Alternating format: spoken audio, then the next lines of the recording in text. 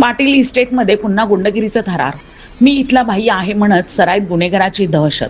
गाडी बाजूला घेण्याच्या किरकोळ वादातून राडा. धारदार शस्त्राने हल्ल्याचा प्रयत्न केल्याचा आरोप. गल्ली क्रमांक 10 मध्ये नागरिकांना धमकावत माजवली दहशत. परिसरात काही काळ भीतीचे वातावरण. आरोपी जुनीराज सिंग युवराज सिंग याच्या विरुद्ध पुन्हा गुन्हा दाखल. खडकी पोलीस ठाण्यात गुन्ह्याची नोंद. पुढील तपास सुरू. मी जे सांगेल ते ऐकायचे म्हणत नागरिकांना धमकावल्याची तक्रार.